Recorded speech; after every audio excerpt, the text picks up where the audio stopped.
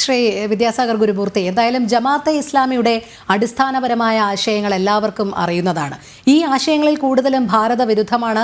മതേതരത്വത്തെയും ജനാധിപത്യത്തെയും ഒക്കെ ചോദ്യം ചെയ്യുന്ന തരത്തിലാണ് പലപ്പോഴും നിലപാടുകൾ നീങ്ങുന്നത്. പക്ഷേ ഈ നിലപാടുകൾക്കൊക്കെ അവർ എപ്പോഴും അടിസ്ഥാനമേകുന്നത് ഈ മതത്തിൽ അധിഷ്ഠിതമായ ആശയങ്ങളിലൂടെയാണ്. അവർ അതിലൂടെയാണ് ഇത് പ്രചരിപ്പിക്കാൻ ശ്രമിക്കുന്നതും. എന്തായാലും ഈ ആശയ വ്യതിചലനം എന്ന് പറയുമ്പോൾ ഇവർക്കിത് പൊതുസമൂഹത്തിൽ ഇങ്ങനെ പലപ്പോഴും പല ചർച്ചകളിലും പറയാം എന്നുള്ളതല്ലാതെ ഒരിക്കലും സാധ്യമാകാത്ത കാര്യമായി തന്നെ മാറുകയല്ലേ? നോക്കൂ, ദേശീയത പ്രചരിപ്പിക്കുമ്പോൾ ഉണ്ടാവുന്ന ഒരു അപചയം ഇത് തന്നെയാണ്. അതായത് നമ്മൾ രാഷ്ട്രവാദികളാണ്, ഭാരതത്തിനെതിരാണ് അവർ പ്രവർത്തിക്കുന്നതെന്ന് ഒരിക്കലും കരുതണ്ട.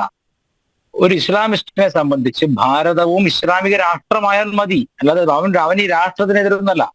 അവന്റെ ഉദ്ദേശം ഇതിനെ ആശയപരമായിട്ട് അകത്തു നിന്ന് നിയന്ത്രിക്കത്തക്ക രീതിയിലേക്കുള്ള അധികാര സ്ഥാനത്തേക്ക് എത്തുക എന്നുള്ളത് മാത്രമാണ്. അപ്പൊ അത് ഭാരതത്തിനെതിരെ എന്നുള്ളതിനേക്കാൾ ഉപരി ഇവിടെ മറ്റു മതങ്ങളിൽ വിശ്വസിക്കുന്നവരുടെ തലയ്ക്കാണ് വില പറയുന്നത്. അതാണ് പ്രശ്നം.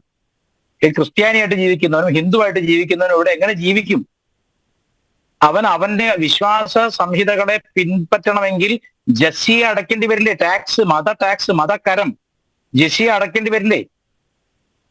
പഴയ ഇസ്ലാമിക സമ്പ്രദായത്തിൽ നമ്മൾ ഇവിടെ മുഗളന്മാരുടെ കീഴിൽ അനുഭവിച്ചിരുന്നതാണ്. ഞാൻ ഇസ്ലാമിക ഭരണത്തിന് കീഴിൽ ശിവനെയോ രാമനെയോ ഉപാസിക്കണമെങ്കിൽ അല്ലെങ്കിൽ പ്രാർത്ഥിക്കണമെങ്കിൽ ഞാൻ അതിനു വേണ്ടി മതക്കരം അടയ്ക്കണം. അതും മതക്കരം വാങ്ങുന്നതിന് പ്രത്യേക നിയമമുണ്ട്. അപമാനിച്ചുകൊണ്ട് വേണം മതക്കരം വാങ്ങാനെന്നാണ് പറയുന്നത്. നേരത്തെ ഗുരുവായൂർ ഗുഹ്യരോമം പറിച്ചിട്ടില്ലേ? അവനെ പോലെ മറ്റു മതങ്ങളെ അവഹേളിക്കാനും അപമാനിക്കാനും തന്നെയല്ലേ ഇവരുടെ അടിസ്ഥാനപരമായ ടീച്ചിങ് എന്താണ്? ലാ ഇലാഹ ഇല്ലല്ലാഹ്, മറ്റു ദൈവങ്ങളൊന്നുമില്ല, അള്ളാഹു മാത്രമേ ഉള്ളൂ എന്ന് പറഞ്ഞാൽ അപ്പൊ തന്നെ മതം നിന്റെ കയ്യില്ലേ, മറ്റു മതങ്ങൾ ഒന്നിനും കൊള്ളില്ലെന്ന് പറഞ്ഞു വെക്കുകയല്ലേ ചെയ്യുന്നത്. മുഹമ്മദ് റസൂൽ, ആ ദൈവത്തിന്റെ റസൂൽ അല്ലെങ്കിൽ പ്രവാചകൻ, സന്ദേശവാഹകൻ മുഹമ്മദാണ്. മുഹമ്മദ് ആവട്ടെ അവസാനത്തെ ആളുമാണെന്ന് അവർ പറയുന്നു. അയാൾ അവസാനത്തെ ആളല്ല എന്ന് പറഞ്ഞതിന്റെ പേരിൽ അഹമ്മദിയ കർദ, ആ ടീമിന്റെ പേരെന്താ, അഹമ്മദിയക്കാർ, വേറെ പേര് പറയാ, കാദിയാനികൾ. ആ കാദിയാനികളെ പറ്റി ഇവർ പറയാത്ത തെറിയൊന്നുമില്ല. ബാക്കി കാദിയാനികൾ കിട്ടിയ കൊന്നാലും തിരക്കില്ലെന്ന് അവരുടെ അഭിപ്രായം. അപ്പോ ഇത്രയധികം മൗഢ്യത്തോടുകൂടി മതത്തിന് പ്രാധാന്യം കൊടുക്കുന്ന അല്ലെങ്കിൽ മതം ചെന്ന് ജീവിക്കുന്ന ഇത്രയും ദുഷ്ടമായ ഒരു ആശയമുള്ള സമൂഹം മറ്റു സമൂഹങ്ങളുടെ കൂടെ ജീവിക്കുമ്പോഴാണ് ഇതൊരു ബഹുസ്വര സമൂഹമാണെന്ന ചിന്ത അവർക്കില്ല. ഇതൊരു ബഹുസ്വര സമൂഹമാണ്. അപ്പൊ പ്ലൂറലിസ്റ്റിക് സൊസൈറ്റി ഇപ്പൊ ഇവിടെ മാത്രം ഇപ്പൊ 100% ഹിന്ദുക്കൾ മാത്രമായിട്ട് ഈ രാജ്യം സങ്കല്പിക്കുക എന്ന് പറഞ്ഞാൽ മൗഢ്യമാണ്.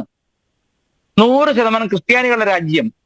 അങ്ങനെ ഇന്ന് ലോകക്രമം വളരെയധികം മാറി മറിഞ്ഞു. എല്ലാവരും പരസ്പരം സഹകരിക്കേണ്ടുന്ന ഘട്ടത്തിലേക്ക് എത്തി. ജീവനം, അതിജീവനം എന്നുള്ള വലിയ ചോദ്യങ്ങൾക്ക് മുമ്പിൽ കേവലം എന്റെ വൈയക്തികമായിട്ട് ഇൻഡിവിജ്വലിസ്റ്റിക് ആയിട്ട് ഞാൻ ചെയ്യേണ്ടുന്ന പ്രാർത്ഥനകളെ സാമൂഹികമായിട്ട് രാഷ്ട്രീയമായിട്ടൊക്കെ പ്രയോഗിക്കുമ്പോഴുള്ള അപകടമാണത്. There is no harm in practicing a religion passionately. It's absolutely good for a passion.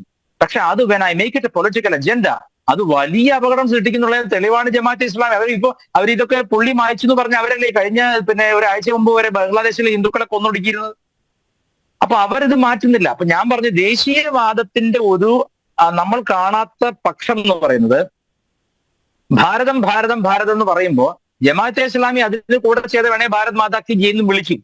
പക്ഷെ അവർ പറയുന്നത് അവരുടെ ഇസ്ലാമിക ഭരണം വരുന്നത് വരെ എന്ത് തരത്തിൽ തക്കിയും പ്രയോഗിക്കാന്നുള്ളതാണ്. അവരെ സംബന്ധിച്ച് ഈ ഭാരതം തന്നെ ഒരു ഇസ്ലാമിക രാഷ്ട്രമാക്കി മാറ്റുന്ന അവർക്കിപ്പോ ഞാൻ ചോദിക്കട്ടെ, കാശിയിലെ വിശ്വനാഥ ക്ഷേത്രത്തിന്റെ പഴയ മന്ദിരത്തിന്റെ മുമ്പിൽ അപ്പൊ ആ മന്ദിരം പള്ളിയാക്കിയ ശേഷവും എന്തിനാണ് ആ നന്ദിയെ മാത്രം ബാക്കി വെച്ചതെന്നാണ് നിങ്ങൾ വിചാരിക്കുന്നത്?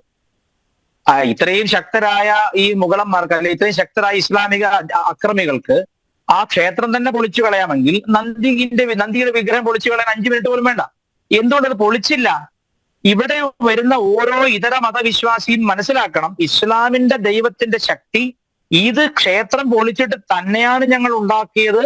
മറ്റു ദേവതകൾക്ക് മേലെ ആകാശ ദൈവമായ അള്ളാഹുവിന്റെ ആധിപത്യം ഉറപ്പിക്കാൻ തന്നെയാണ് ഞങ്ങൾ ചെയ്തതെന്ന് അറിയിക്കാൻ വേണ്ടി, വരും തലമുറയ്ക്ക് പഠിപ്പിക്കാൻ വേണ്ടി, അവരുടെ പോരാളികളെ പറ്റിയിട്ടുള്ള മഹത്വം അറിയിക്കാൻ വേണ്ടി തന്നെയാണ് ക്ഷേത്രങ്ങളുടെയും ക്രിസ്തീയ ദേവാലയങ്ങളുടെയും ഒക്കെ അവശിഷ്ടം അവിടെ തന്നെ വെക്കുന്നത്. അവർക്കത് കുഴിച്ചുവിടാൻ അറിയാനിട്ടല്ല. ഇപ്പൊ രാമക്ഷേത്രത്തിന്റെ പഴയ ബാവരി എന്ന ബിൽഡിങ്ങിന്റെ തൂണുകളൊക്കെ രാമക്ഷേത്രത്തിന്റെ ആണെന്ന് കണ്ടാൽ ആർക്കും മനസ്സിലാവും. എന്തുകൊണ്ടാണ് തൂണുകളോടെ വെച്ച് അവർക്ക് വേറെ തൂണുണ്ടാക്കാൻ അറിയാനിട്ടാണ്? അല്ല, അതായത് വരും തലമുറ മനസ്സിലാക്കണം, ഇസ്ലാമിന്റെ പോരാളികൾ ഇതര മതങ്ങൾക്ക് മേൽ അള്ളാഹുവിന് വേണ്ടി വിജയം പ്രാപിച്ചിട്ടാണ് ഇത് സ്ഥാപിച്ചിരിക്കുന്നത് എന്ന് എല്ലാവരും അറിയിക്കാൻ വേണ്ടിയാണ് അവിടെ 1-2 സാധനം ബാക്കി വെക്കുന്നത്. ഇതുപോലെ ഭാരതം എന്ന ദേശീയവാദം പറഞ്ഞാലും അവർ ഇതിനോടൊപ്പം ചേർന്നിട്ട് പല പിന്നെ BJP അടക്കം ചേർന്ന് പ്രവർത്തിച്ചിട്ടൊക്കെ പ്രവർത്തിക്കും.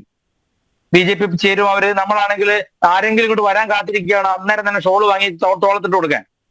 അപ്പൊ അങ്ങനെ ഏത് പാർട്ടിയെയും പറ്റിക്കാൻ പറ്റുന്ന രീതിയിലുള്ള തക്കി അവരുടെ കയ്യിലുണ്ട്. അപ്പൊ അങ്ങനെ അവർ വന്നു ചേരുകയും അവരെല്ലാ പാർട്ടികളിലും മെല്ലെ മെല്ലെ കടന്നുകൂടുകയും അവർ ഒരു മതേതര പാർട്ടിയാണെന്ന് വിശ്വസിപ്പിക്കുകയും ചെയ്യും. അതായത് ആട്ടും പറ്റത്തിന്റെ കൂടെ പിന്നെ ചെന്നായ ആട്ടും തോലിട്ട് നടക്കുന്ന അതേ തന്ത്രമാണ് ജമാഅത്തെ ഇസ്ലാമിയുടേത്. അവർ ഇതുവരെ പയറ്റിയ ഒരു മതരാഷ്ട്രവാദത്തിന്റെ തുറന്നു പറച്ചിൽ അവർക്ക് ഇപ്പോൾ മടുത്തു തുടങ്ങുകയും അതുകൊണ്ട് അവർക്ക് ഒരുപാട് സെറ്റ് ബാക്സ് ഉണ്ടാവുന്നത് കണ്ടിട്ടാണ് ഇപ്പോൾ അവർ മാറ്റി പറയുക മാത്രമാണ് ചെയ്യുന്നത്. അവർ ചെയ്യുന്നത് ആ തക്കിയാണ്, ഒന്നാം തരം കള്ളം പറച്ചിലാണ്. മാത്രമല്ല, ഈ മതരാഷ്ട്രത്തിന്റെ കീഴിൽ വരുന്ന മറ്റു മതങ്ങളുടെ അവസ്ഥ എന്താ? ഇതിപ്പോ ഞാൻ മതരാഷ്ട്രം വേണ്ട, നമ്മുടെ കേരളത്തിലെ പല പെരുമ്പാവൂരായിക്കോട്ടെ, അല്ലെങ്കിൽ ആലുവ ആയിക്കോട്ടെ, കോഴിക്കോടിന്റെ വലിയൊരു ഭാഗമായിക്കോട്ടെ, മലപ്പുറം ആയിക്കോട്ടെ, അല്ലെങ്കിൽ വയനാട് ആയിക്കോട്ടെ, ഇനി വേണ്ട പിന്നെ നമ്മുടെ ഷോൺ ജോർജിന്റെ നാട് ഈരാറ്റുപേട്ട ആയിക്കോട്ടെ, അവിടെയൊക്കെ ആളുകൾ ഭയന്നിട്ടാണ് ജീവിക്കുന്നത്. മറ്റു മതസ്ഥര്. എന്താ സംശയം എന്താണ്? മറ്റു മതസ്ഥർ ഭയന്നിട്ടാണ് ജീവിക്കുന്നത്. ഇപ്പൊ കുറച്ച് ദിവസങ്ങൾ മുമ്പല്ലേ ഒരു ക്രിസ്തീയ പള്ളിയുടെ മുമ്പിൽ ഒരു 3-4 മുസ്ലിം ചെറുപ്പക്കാർ കാറ് കൊണ്ടിട്ട് അഭ്യാസ പ്രകടനം നടത്തിയത് ഓർമ്മയുണ്ടോ? ആ പള്ളിയിൽ വെച്ച് ഇടിക്കാൻ പോയത്. അതുപോലെ ഹിന്ദുക്കളുടെ തുളസിത്തറയുടെ മേലെ ഗുഹിരോമം പറഞ്ഞു. ഇപ്പൊ ഇവരെ സംബന്ധിച്ച് ഇവർ നമ്മളെ അപമാനിക്കാൻ ചെയ്യുന്നതാണത്. അത് അവരുടെ മതഗ്രന്ഥങ്ങളിലുണ്ട്, നിങ്ങൾ അവരോട് പരുഷമായി പെരുമാറുക എന്നുണ്ട്. അപ്പൊ അതവർ പാലിക്കുകയാണ് ചെയ്യുന്നത്. ഈ വിഡ്ഢികൾക്ക് അറിഞ്ഞുകൂടാ, ഇല്ലാത്തൊരു ദൈവത്തിന് വേണ്ടി ആരോ പറഞ്ഞത് കേട്ട് ഒരു വ്യക്തിയുടെ മനസ്സിൽ തോന്നിയ മിഥ്യാസങ്കല്പങ്ങളെ കോടിക്കണക്കിന് ജനങ്ങളിലേക്ക് പകർന്നു കൊടുക്കുകയും അതുകൊണ്ട് ഭൂമിയിലെ സുന്ദരമായ ജീവിതം ദുഷ്കരവും വേദനാജനമാക്കി തീർക്കണവർ. ഇങ്ങനെയുള്ള ആളുകൾ ഏത് രീതിയിൽ ഭരണത്തിലെത്തിയാലും നമ്മൾ വലിയ വില കൊടുക്കേണ്ടി വരും. അതാണ് എനിക്ക് പറയാം. ഒരു ഉദാഹരണത്തിന് ഇതിനൊക്കെ പിന്നിൽ ആദ്യം പ്രവർത്തിച്ചത് ഗാന്ധിജിയെ പോലുള്ള ആൾക്കാരാണ്. ഈ ഇസ്ലാമിക ശക്തികൾക്ക് വേണ്ടിയിട്ട് നിരാഹാരം കിടക്കലും അവരില്ലെങ്കിൽ ഞങ്ങളില്ലെന്ന് പറച്ചിലും, അതുപോലെ പഞ്ചാബിലെ നവഖാലിയിലെ അതിഭീകരമായ ലഹളയിൽ ഹിന്ദുക്കൾ 100 കണക്കിന് കൊല്ലപ്പെട്ടപ്പോ ഹിന്ദു സ്ത്രീകളോട് നിങ്ങൾ സഹിക്കണം, അവർ കൊന്നോട്ടെ, നമ്മൾ നാമം ജപിച്ച് മരണം വരിക്കണം എന്നൊക്കെ വിഡ്ഢിത്തരം പറഞ്ഞു കൊടുത്ത ഗാന്ധിജിയാണ്. ഇസ്ലാമിക ശക്തികൾക്ക് പിന്നെ കച്ചിക്ക് ബലം കൂട്ടാൻ വേണ്ടിയിട്ട് അവർക്ക് ഇന്നസെന്റ് പിന്നെ ഓവർസിയർക്ക് വാങ്ങിക്കൊണ്ടുവന്ന ബിരിയാണി തിന്നിട്ട് പിന്നെ ഭാര്യയോട് വീശി കൊടുക്കാൻ പറഞ്ഞ ഗാന്ധിയുടെ അവസ്ഥ. അതായത് മുഗളന്മാർ ഈ പറഞ്ഞ ഈ ദുഷ്ടന്മാരായ മുസ്ലിം ഭീകരവാദികൾ ഹിന്ദുക്കളെ കൊന്നൊടുക്കുമ്പോ ഗാന്ധിജി അവരുടെ പുറം തലോടി കൊടുക്കുകയും വീശി കൊടുക്കുകയായിരുന്നു ചെയ്തിരുന്നത്. സംശയം എന്താ? അപ്പോൾ ഈ ഒരു മതേതരം എന്ന് ഇവർ പറയുന്നത് തന്നെ മതരാഷ്ട്രവാദത്തിന്റെ മറ്റൊരു മുഖമാണ്. അപ്പൊ നമുക്ക് ചെയ്യാനുള്ളൊരു കാര്യം എന്താ വെച്ചാൽ ഏത് അർത്ഥത്തിൽ, ഏത് തരത്തിൽ, ഏത് രൂപമെടുത്ത് ഇവർ വന്നാലും, ഏത് മാരീച വേഷത്തിൽ വന്നാലും ഇവരെ തിരിച്ചറിയുക എന്നുള്ളതാണ്. അത്ര മാത്രമേ ചെയ്യാൻ പറ്റുള്ളൂ.